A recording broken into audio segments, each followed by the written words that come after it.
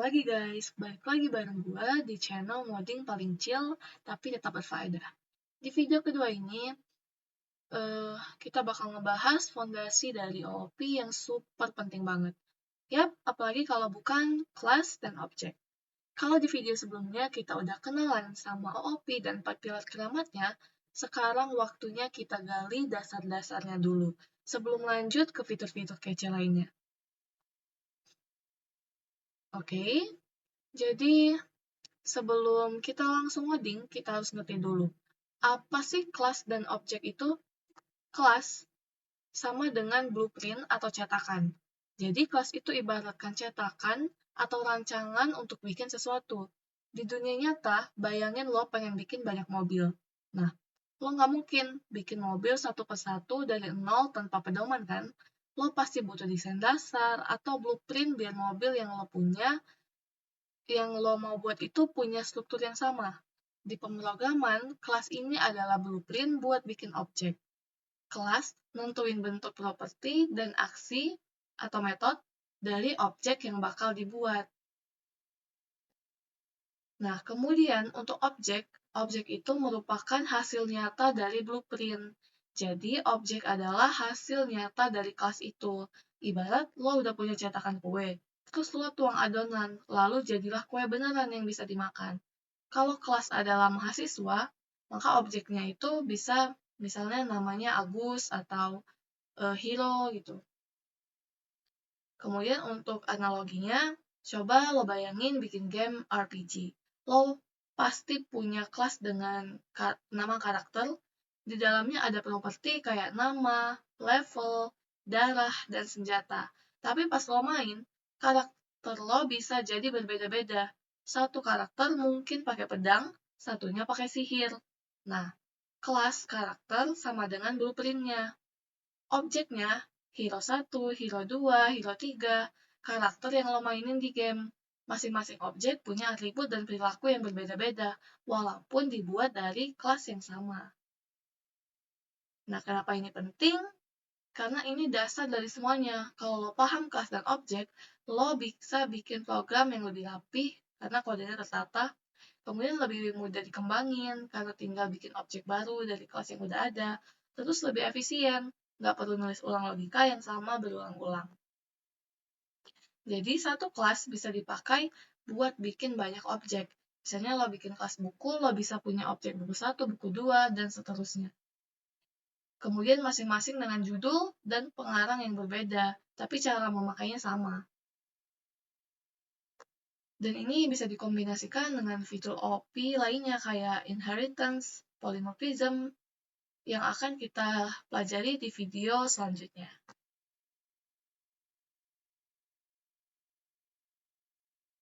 Oke, kita langsung aja ke BlueJ. Jadi yang disebut kelas itu yang dimana? Yang ini. Ini namanya kelas. Kita bisa kasih dia nama, misalnya mahasiswa. Ini namanya kelas.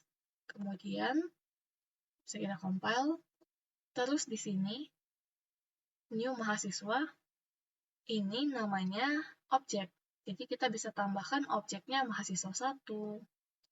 Kemudian, selanjutnya mahasiswa 2, dan seterusnya. Oke, langsung saja untuk kodenya kita bisa hapus terlebih dahulu. Itu nama kalian masing-masing ya guys. Anggun. Nah udah, kalau udah, selanjutnya kita bisa buat kelasnya. Di sini akan membuat kelas dengan nama mahasiswa. Setelah kita buat kelas dengan nama mahasiswa, lo pengen nambahin attributes dari kelas mahasiswa ini. Yang dinamain attributes itu yang seperti ini. Misalnya kalau kelasnya mahasiswa, attributes-nya yaitu contohnya seperti string, nama, Nah, itu atributnya ada nama, NPM, umur, dan sebagainya. Di sini saya hanya akan menggunakan atribut nama dan umur saja. Kalau umur, kita akan menggunakan integer. Setelah ini, kita bisa bikin metode dengan nama siapa.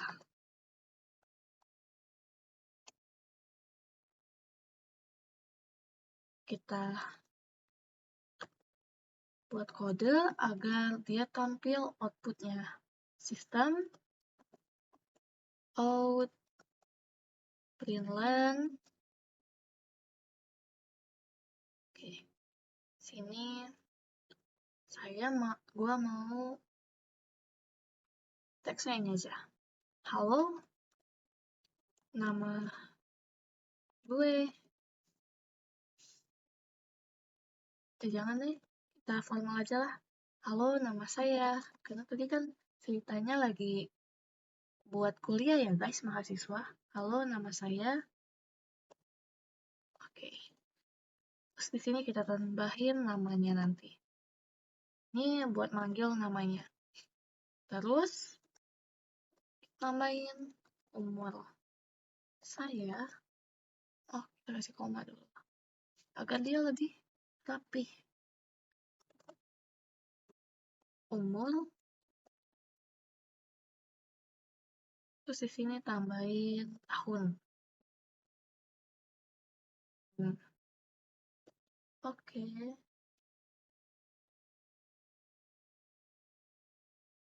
Udah.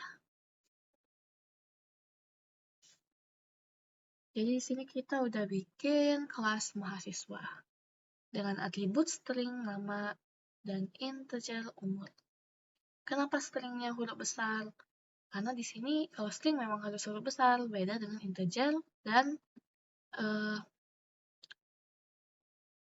char. Kenapa stringnya huruf besar? Di sini terdapat perbedaan dari string dengan yang lainnya. Kalau integer, char itu pakai huruf kecil semua, tapi kalau string dia diawali dengan huruf besar. Oke, setelah ini kita lanjut membuat main class-nya. Jadi ini tempat di mana metode-metodenya berada. Public class main.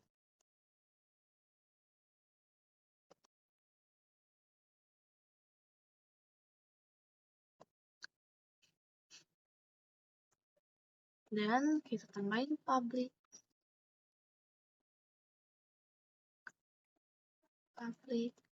static void main.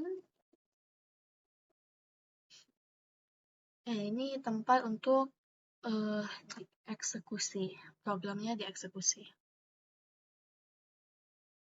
String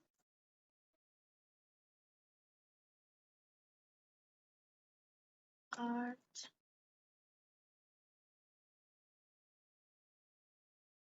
tambah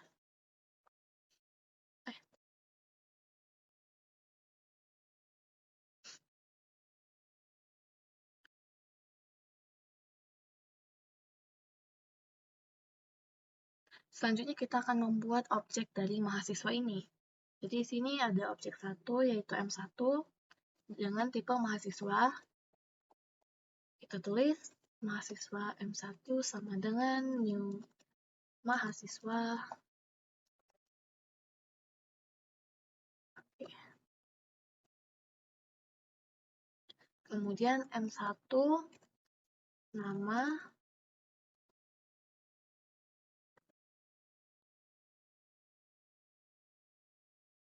sama dengan kita beri nama Agus. Oke. Kemudian kita M2 M1 umur, kita beri umur 21.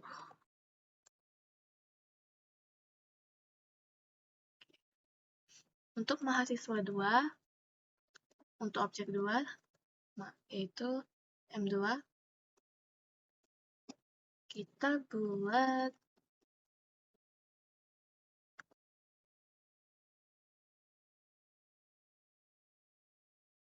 tersalin aja lah ya, nggak mager. Oke, nih kita ubah namanya aja. Buat mahasiswa 2 kita kasih nama Hero.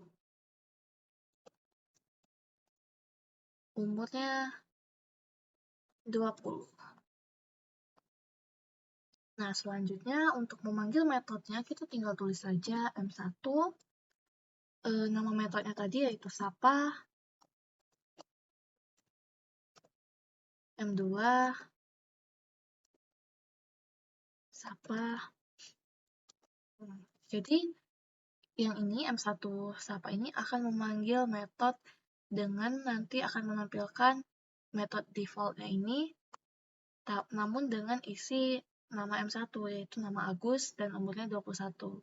Ini akan dia keluar outputnya, halo, nama saya Agus, umur saya 21 tahun. Begitu juga dengan M2. Halo, nama saya Hiro, umur saya 20 tahun. Oke, kita cek terlebih dahulu. Oh, terdapat error karena saya salah ketik. Oke, jadi tadi saya terdapat kesalahan di sini.